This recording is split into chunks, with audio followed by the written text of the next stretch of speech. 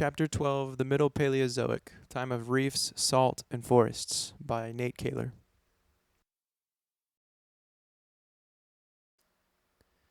Mid-Paleozoic life was characteristic of Ordovician diversification. This phenomenon resulted in the explosion of plants and animal species.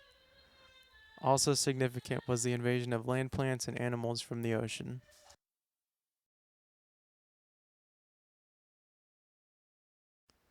The Middle Paleozoic is known as the Age of Fishes. Simple jawless fish had been around for 100 million years already, but during the late Silurian, fish began to diversify.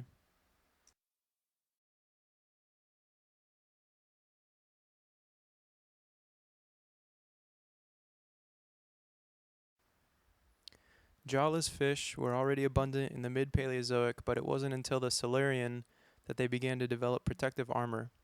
One example of this is the armored placoderms. Despite the protective development, they became extinct by the end of the Devonian.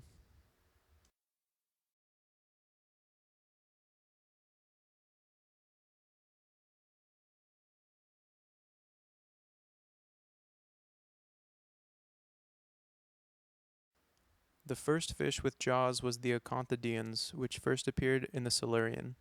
They had large eyes and a strong bite. The acanthodians were good swimmers and active predators.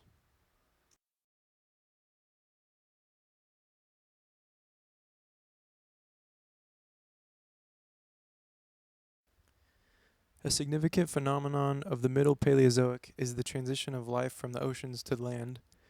Plants were the first form of life to live above water, but several traits were required for plants to transition to a thriving life on land. They need a waterproof cuticle, a strong supporting structure, and a way to reproduce without the assistance of water. One of the best known semi-aquatic plants is the Rhynia, from the early Devonian. The Rhynia contains all necessary adaptations for life outside of the water.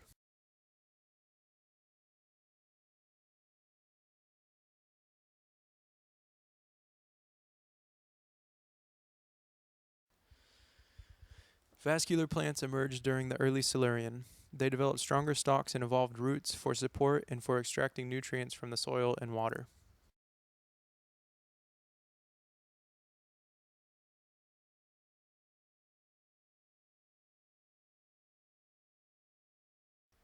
Following the pattern of plants emerging on land from the water, amphibians descended from the lobe-finned fish and emerged on dry land at the end of the Devonian.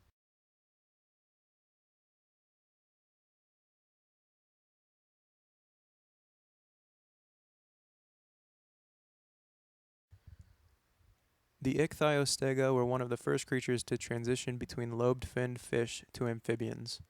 They retained a fish-like vertebrae, bony gill covers, and a tail fin. They also had amphibian-like features such as a long snout, functional legs, and reinforced ribs to support lungs.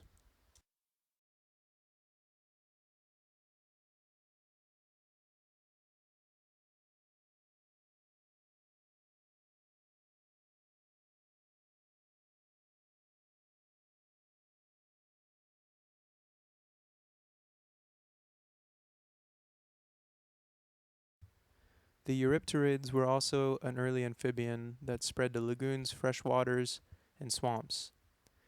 They were 13 to 50 centimeters in length and dominant predators during the Silurian period.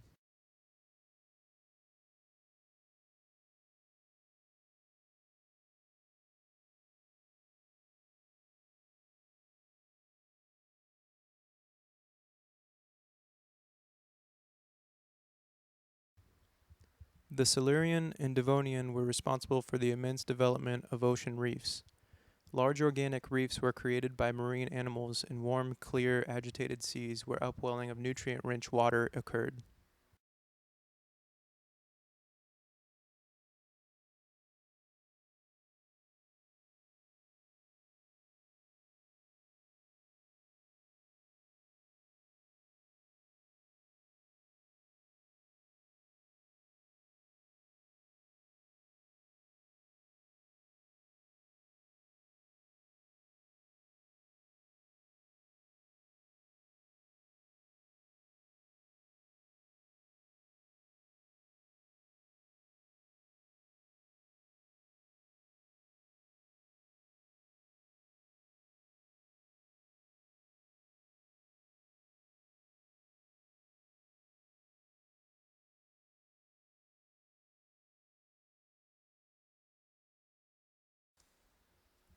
This image of Earth's landmass in the Mid-Paleozoic shows how shallow and widespread ocean was a thriving environment for enormous reefs.